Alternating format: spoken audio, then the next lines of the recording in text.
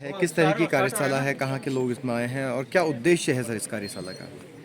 ये कार्यशाला बेसिकली राजभाषा हिंदी की कार्यशाला है जिसमें वैज्ञानिक और तकनीकी विषयों पे चर्चा होनी है। और ये डीएसटी की दूसरी कार्यशाला है। इसके पहले कार्यशाला हैदराबाद में हुई थी।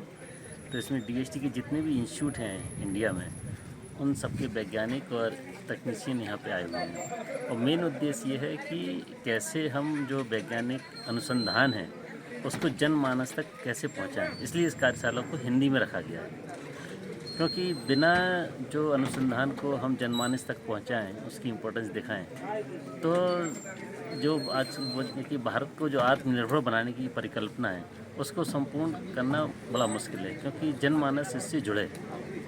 और यही इसका मेन उद्देश्य है। ये एरीज में एक कार्यक्रम चल रहा है, क्या कार्यक्रम है और क्या इसका उद्देश्य है रखा है? इसका नाम ही जैसा ही स्पष्ट है, अखिल भारतीय राजभाषा सम्मेलन है, खास करके तकनीकी वैज्ञानिकों के लिए।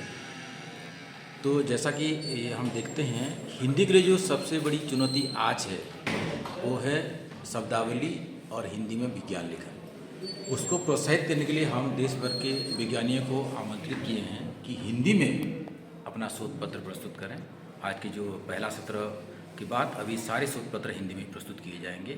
और इसके लिए जो ज़रूरी बातें ये है कि दूर दूर से पूरे भारतवर्ष से विज्ञानी आए हुए हैं और उनके मन में कहीं भी शंका नहीं है हिंदी को लेकर, और अपनी बात पूरी तरह से हिंदी में रखने के लिए समर्थ हैं।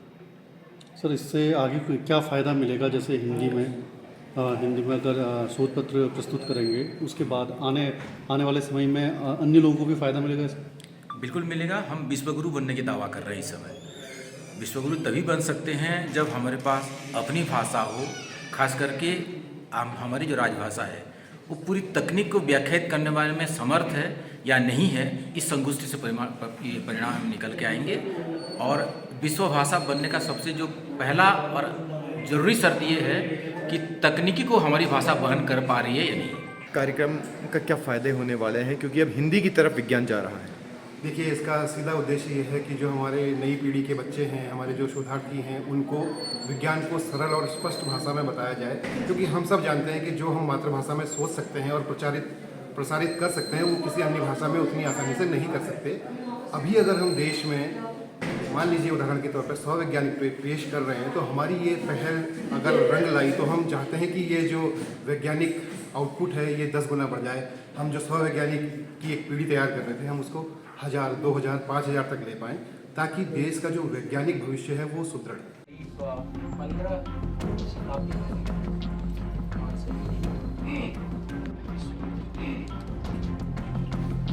हर दिशा में जुड़े हैं।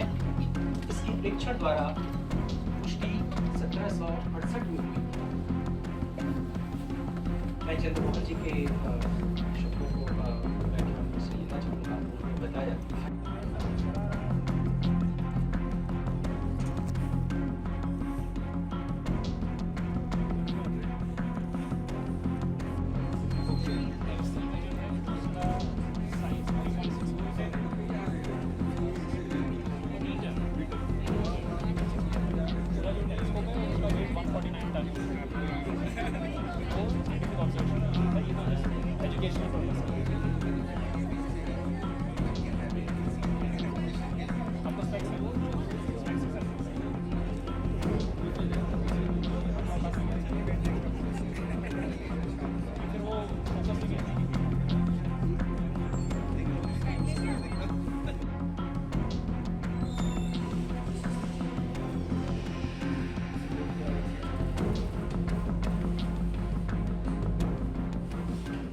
अगर आप ये वीडियो YouTube पर देख रहे हैं तो हमारे चैनल को सब्सक्राइब करें और बेल आइकन को दबाना ना भूलें। अगर आप Facebook पर ये वीडियो देख रहे हैं तो हमारे पेज को लाइक करें।